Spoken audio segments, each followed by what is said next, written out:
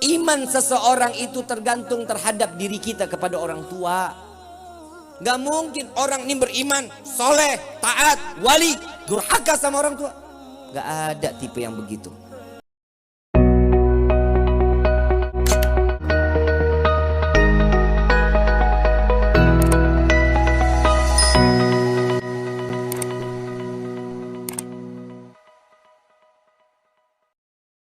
Kini cium tangan ulama sampai belepotan, iler di mana-mana. Minyak wangi 1 juta hilang, jadi wangi 7 rupa. Begitu ngendus puyeng liar aing. Yang namanya cium tangan tuh dihirup, bukan dikecup. Bukan dikecup, itu Nasrani, Yahudi. Untuk apa? Penghormatan. Kalau kita cium tangan itu, ini anak sekarang coba lihat, cium di pipi, cium di jidat. Besok nih belum gak lama lagi nih cium tangan di leher sama di tengkok. Repot kan tuh. Diajarin dong, ditaruh di hidung. Emang indera penciumannya udah pada berubah apa? Hidung pada pindah ke pipi, hidung pada pindah ke jidat. Diajarin yang benar, jangan di pipi, jangan diambil keberkahan. Orang tua kita tuh berkah. Cium tangan ulama sampai bulak-balik, Masya Allah luar biasa. Cinta banget sama ulama. Cium tangan orang tua nggak ada sama sekali. Percuma, nggak bakal berkah. Keberkahan ulama ada, kiai ada, tapi orang tua jauh lebih berkah daripada ulama-ulama tersebut. Ini hati-hati loh. Kadang saya suka gedek, orang pada berebut cium tangan orang tua, bodoh amat. Makanya saya sekarang akhir-akhir ini males ngasih tangan ke jamaah, nggak mau.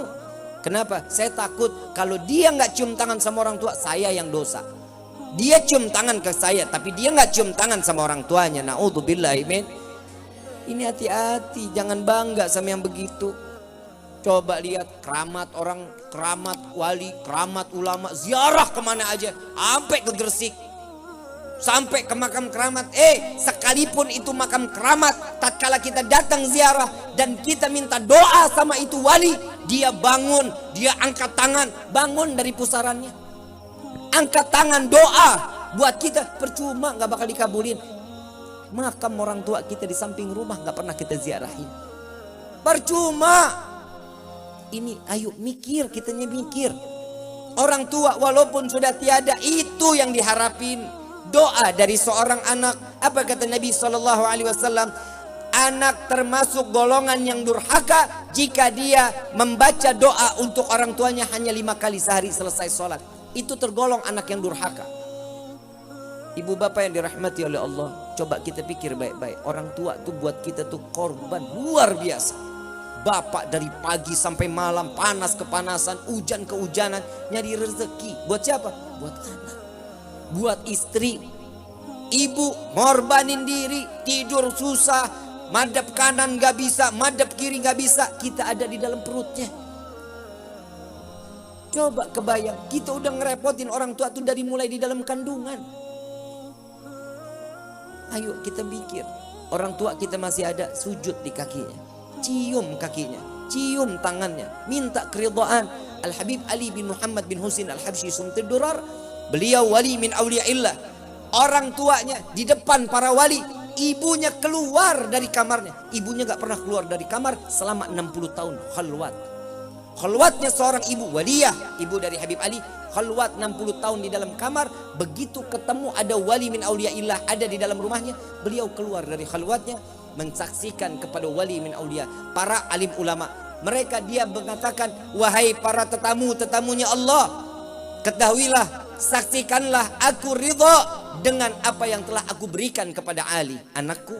Lihat, kalau orang sudah mendapatkan keridhaan orang tua, jadi wali dia, berkah hidupnya, tenang, jabatannya semua akan diberikan oleh Allah, dunia maupun akhirat. Ini bedanya kita sama wali-wali kita terdahulu. Orang-orang soleh terdahulu, orang tua di nomor 1000-in, teman di nomor 1-in. Bapak dijauhin, ibu dijauhin. Bapaknya orang, ibunya orang, malah dideketin. Betul gak lu? Anak muda nih yang biasa begini nih, sama ibu susah setengah mati. Begitu calon mertua, Nah, tolong beli kacang. Oh siap ibu. Ibu sendiri minta tolong beliin gula. Repot. Ntar aja ibu deh, suruh yang lain dah. Coba tuh dia. Ingat, mertua sama orang tua jauh lebih besar karomahnya seorang mertua. Mertua nggak ada bekasnya. Kalau istri ada mantan istri. Mertua nggak ada mantan mertua, nggak ada. Mertua sampai yaumil kiamat tetap mertua. Cium tangannya nggak bakal batal.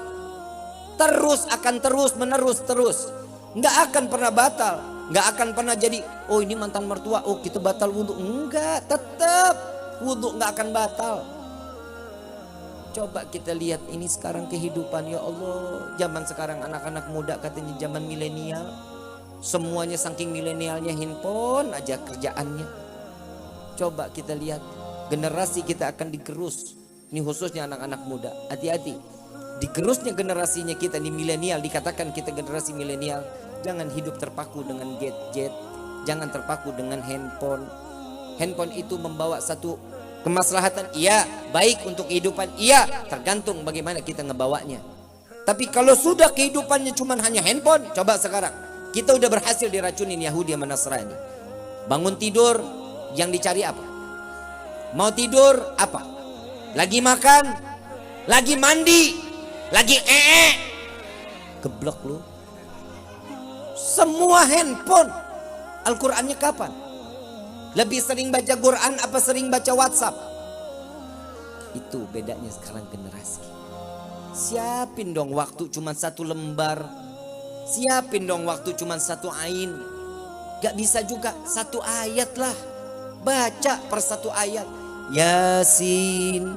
Shadaqallahul azim. Gak apa-apa. Yang penting niat untuk memakmurkan lisan kita membaca Al-Qur'an. Masa gak ada waktu hanya semenit. Ini kenapa Nabi diselenggarain maulidnya, karena Nabi ini istimewa. Kita gembira atas kelahiran Nabi karena Nabi punya karamah, Nabi punya mukjizat Al-Quran. Lihat, kalau sudah satu ya, ingat ya, Nabi SAW saat Isra wal Mi'raj. Ini kita acara sampai jam berapa ini? Hah? Kuat lo sampai pagi? Mau? Ih gue manggah. Copot lo lidah gue lu. Lihat Nabi. Nih sekarang saya mau tanya. Tahu kulit sapi? Kulit sapi bisa dibikin sandal, betul? Bisa dibikin dompet, betul? Tempatnya hina nggak? Hina nggak tempatnya? Hina lah, didudukin. Bener, dompet didudukin, betul? Adanya sejajar sama pantat, betul? Sandal adanya di bawah. Itu kita pakai nyerot najis, kan begitu? Hina nggak? Hina. Coba lihat kalau kulit sapi ditempel dengan cover Al-Quran, sampul Al-Quran, mulia nggak?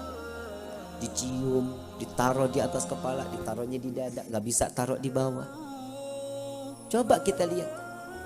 Lihat Nabi saat Isra wal Mi'raj, saat Nabi ketemu Allah dengan jubahnya, dengan sorbannya, dengan gamisnya, dengan sandalnya, dengan imamahnya, berjumpa dengan Allah, satu nggak ada yang kebakar. Malaikat Jibril mau datang ketemu ikut bareng Allah, nggak bisa. Kenapa? Pasti akan hancur, nggak kuat dengan cahayanya Allah. Dan coba kita lihat Nabi, jubahnya nggak kebakar. Kenapa? Karena tertempel dengan kulit mulia Nabi Muhammad Sallallahu Alaihi Wasallam. Gimana kita sebagai umat yang ada nama kita tertempel di dalam hati Nabi Muhammad Sallallahu Alaihi Wasallam? Ayuhal hadirun, ayo dong. Nabi ini kita nih, ya Allah ya Karim, Nabi ini udah buat kita nih gila-gilaan loh buat kita loh. Syafaat diumbar sama Nabi. Barang siapa yang berziarah kepadaku saat aku hidup maupun aku mati, siapa yang berziarah kepadaku akan jaminan mendapat syafaatku di yaumil kiamat. Nah ini Bib masalahnya, kan kita kalau ke Madinah duit, mudah-mudahan dibanyakin rezekinya insya Allah. Bisa ziarah, bisa haji, bisa umrah, bisa ke makam Nabi Muhammad SAW. Amin ya Rabbal. Itu jaminan yang akan mendapatkan syafaatku di yaumil kiamat. Tapi Nabi tahu umatnya Nabi ini gak banyak orang yang punya duit, gak gampang buat jalan sampai ke Mekah, ke Madinah. Apa kata Nabi? Barang siapa yang membaca doa setelah azan, Baca nggak doa setelah adzan? Hafal nggak? Allahumma rabb hadhihi da'wati tammah wa salatil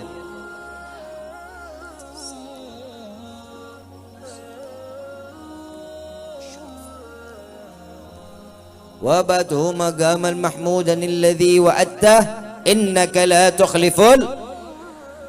Apa kata Nabi? Barang siapa yang membaca doa setelah azan ini wajib mendapatkan syafaatku di yaumil qiyamah.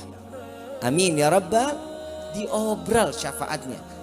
Coba kita, masa sekali sehari itu 5 kali azan, tiap hari enggak tuh kita baca doanya? Lupa kita. Kenapa? Ditutup kuping kita sama syaitan. Keasikan ngedengerin musik. Musik bukan berarti saya nggak membolehkan. Silahkan, suka-suka kalau musik mah. Tapi saatnya azan, matiin dong. Di pause aja jangan, stop, matiin. Dengerin azan, takzim kepada azan. Ini adalah panggilan Allah. Lihat para sahabat Nabi Muhammad SAW. Tatkala mendengar azan, dia lagi berpacul sekalipun lagi macul. Begitu dengar azan, saat dia sedang mengayun paculnya, Allahu Akbar, Allahu Akbar. Ini pacul dilemparnya ke bawah, ke belakang bukan ke depan. Kenapa? Saat dia naruh, dunia ada di belakangnya, masuk ke depannya dengan akhiratnya Allah. Ini yang sudah pasti. Hidup kita betul, kita butuh kerjaan, iya, kita butuh uang, iya. Tapi jangan sekali-kali uang ada di dalam hati kita. Dunia yang ada di dalam hati kita, yang Allahnya malah jauh. Semakin Allah jauh sama kita, kita makin diroyalkan masalah dunia. Tuh hati-hati tuh. Dunia nih, beb, saya emang gak perlu sholat, ibadah, ngaji, taklim gak usah. Rezeki saya mah alhamdulillah loba. Jangan pakai alhamdulillah. Kenapa? Disitulah letak tanda-tanda Allah cabut keimanan kita.